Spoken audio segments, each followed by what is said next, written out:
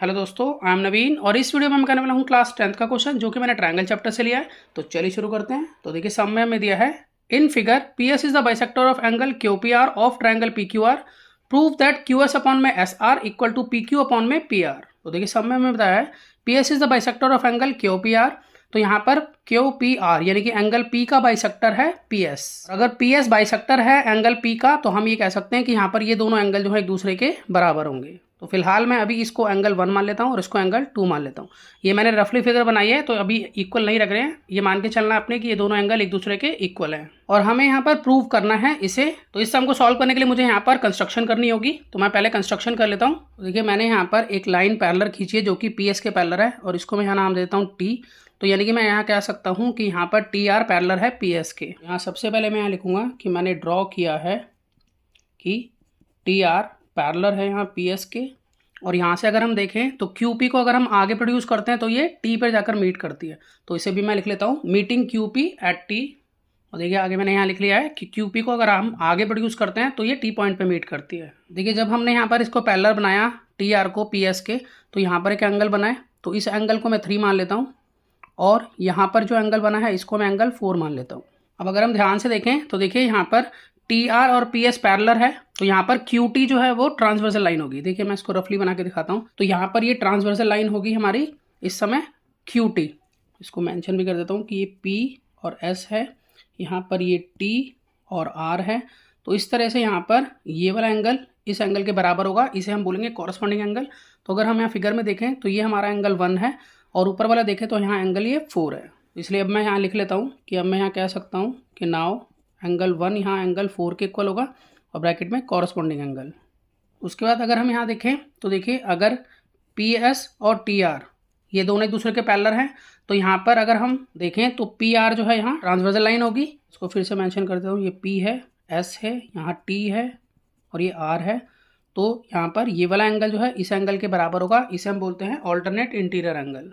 तो alternate interior angle एक दूसरे के इक्वल होते हैं जिस तरह से कॉरस्पॉन्डिंग एंगल एक दूसरे के इक्वल होते हैं। तो यहाँ पर हम फिगर में देखें तो एंगल 2 यहाँ पर एंगल 3 के बराबर होगा। तो मैं यहाँ पर लिख लेता हूँ कि यहाँ पर एंगल 2 एंगल 3 के बराबर होगा और ये है ऑल्टरनेट इंटीरियर एंगल।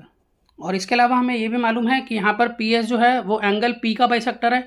तो इसलिए मैं ये भी कह सकता हूँ कि यहाँ पर एंगल 1 और एंगल 2 एक दूसरे के बराबर होगा।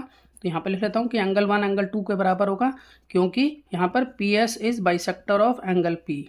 तो देखिए अगर मैं इसको फर्स्ट इक्वेशन मान लूँ अपनी, इसको मैं सेकंड इक्वेशन मान लूँ और इसको मैं थर्ड इक्वेशन मान लूँ, तो इन तीनों इक्वेशन के बेस पर मैं ये कह सकता हूँ कि एंगल 3 और एंगल 4 भी एक दूसरे के इक्वल होगा। तो मैं उसे लिख लेता हूँ from equation first second and third angle 3 यहाँ इक्वल है एंगल 4 के। देखिए मैं आपको समझाता हूँ कि ये 3 और 4 एक दूसरे के इक्वल कैसा है। अब देखिए एंगल 1 को कुछ भी मान लेता हूँ मैं, सपोज करो मान लिया कि ये 20 डिग्री है, मान लिया कि ये 20 डिग्री है तो इट मीन्स एंगल 4 भी 20 डिग्री होगा, ठीक है, क्योंकि एंगल 1 और एंगल 4 कॉरस्पॉन्डिंग एंगल है। अब उसके बाद यहाँ देखें तो 2 और 3 भी बराबर है, तो जितना एंगल 1 है उतना ही एंगल 2 भी है क्योंकि ये बाइसेक्टर है, ठीक है, पी एस बाइसेक्टर है क्यू पी आर का। तो इसलिए एंगल 1 और 2 बराबर है। तो अगर एंगल 1 20 है तो एंगल 2 भी 20 हो गया। जब एंगल 2 20 है तो एंगल 3 भी 20 हो गया क्योंकि एंगल 2 और 3 ऑल्टरनेट इंटीरियर एंगल है तो इसलिए ये भी 20 हो गया, ठीक है। तो सभी जो है वे 20 डिग्री होंगे। तो अगर हम अब देखें तो 4 भी 20 और 3 भी 20, इसलिए एंगल 3 और एंगल 4 एक दूसरे के इक्वल हो जाएगा। और ये 20 डिग्री जो है मैंने सिर्फ एज्यूम किया है, ये एग्जैक्ट नहीं है, ठीक है, आपको समझाने के लिए मैंने इसको 20 डिग्री माना है, तब मैंने आपको ये बता पाया कि सभी एंगल जो है एक दूसरे के बराबर होंगे यहाँ पर। अब देखिए अगर एंगल 3 और एंगल 4 एक दूसरे के बराबर है तो इट मीन्स हम ये कह सकते हैं कि यहाँ पर पी आर और पी टी यहाँ पर बराबर होंगे। अब देखिए ये कैसे बराबर होंगे ये भी मैं समझाता हूँ आपको। जैसे यहाँ ये ट्रायंगल इस तरह से बन रहा है और ये दोनों एंगल एक दूसरे के बराबर है, तो इस एंगल के सामने बन रही है ये वाली साइड और इस एंगल के सामने बन रही है ये वाली साइड।